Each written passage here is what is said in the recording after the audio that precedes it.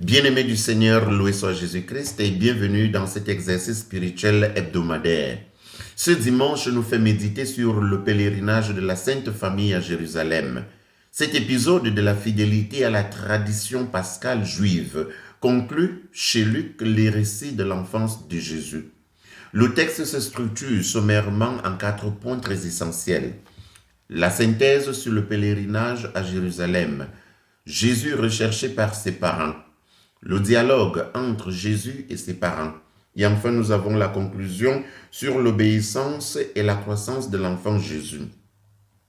De tout ce qui est possible de dire dans cet extrait, je fais le libre choix de m'arrêter sur la réponse que Jésus donne à ses parents. C'est ce qu'il y a de plus ambigu dans ce texte. L'ambiguïté est si flagrante que les deux grandes Bibles chrétiennes, donc la Bible de Jérusalem et la Bible Tob, ne s'accordent pas sur sa traduction.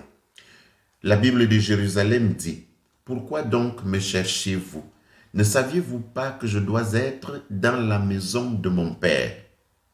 La maison de mon Père met l'accent sur le temple qui, au demeurant, sera une grande image théologique avec le chiffre 3. 3 jours au terme desquels on a retrouvé Jésus. La Bible Tob, quant à elle, nous propose la traduction « Pourquoi donc me cherchez-vous » Ne saviez-vous pas qu'il me faut être chez mon Père? Ici, la spécification locative du temple est omise.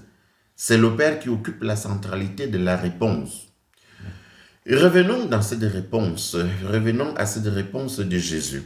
La question « Pourquoi donc me cherchez-vous » donne l'impression que Joseph et Marie n'avaient aucun droit sur l'enfant Jésus, ce qui serait une contradiction avec la finale de l'Évangile. Il leur était soumis, précise Luc sur le caractère obéissant de Jésus.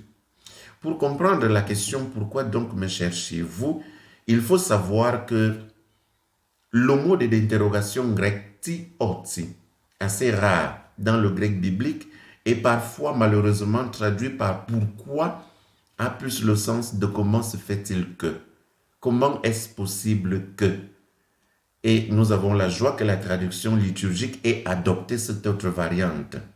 Traduit de cette façon, se perçoit clairement l'étonnement de Jésus, qui ne pouvait être ailleurs que là où ses parents l'ont finalement trouvé. L'on peut correctement reformuler cette question en des termes « Comment se fait-il que vous m'ayez cherché dans le convoi des pèlerins parmi les parents et connaissances ?» De là, l'on comprend mieux la suite de la réponse de Jésus. « Il faut que je sois aux affaires de mon Père. » L'indicatif présent ici marque une permanence que volontiers je traduirais par « je dois être dédié, je dois être consacré aux affaires de mon Père ». La consécration opère à tout son sens avec la mention de l'âge de Jésus. Il avait 12 ans. C'est sensiblement à cet âge que les Juifs célébraient à l'issue d'une formation dans les yeshivot. Les yeshivot, c'était des écoles, des sortes d'écoles catéchétiques. Alors, à l'issue d'une formation dans les yeshivot, les Juifs célèbrent un rituel appelé bar mitzvah. La bar mitzvah marquait religieusement la transition de l'enfant vers l'âge adulte. Avec cet âge, l'enfant était désormais dédié au commandement de Dieu et aux pratiques religieuses juives. Avec cet arrière-fond de la bar mitzvah, être aux affaires de mon Père n'a aucunement une opposition à la paternité de Joseph. Jésus ne renie pas la paternité de Joseph, mais exalte son nouveau statut dans la communauté juive. Il est consacré au commandement, à la Torah d'Adonai. Au temple comme à la maison familiale, il assume avec fierté ce statut. En somme, disons que la réponse de Jésus « Comment se fait-il que vous m'ayez cherché? Ne saviez-vous pas qu'il me faut être chez mon Père ?» est juste un rappel. Le rappel de la centralité de Dieu dans une vie de famille, dans la vie de l'enfant. L'enfant doit être consacré à Dieu et ne doit être recherché qu'en Dieu qui en est le parent par essence. Joseph et Marie l'étant par vocation et donc assument une paternité de conséquence. Quel choix de la part d'un parent de retrouver son enfant dans une église, en train de prier, en pleine instruction, en train de lire la Bible quand on le cherche.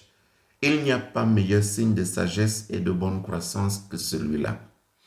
Et socialement, donc, posons-nous la question de savoir, et nos enfants d'aujourd'hui, notre jeunesse d'état moderne, où la cherchons-nous?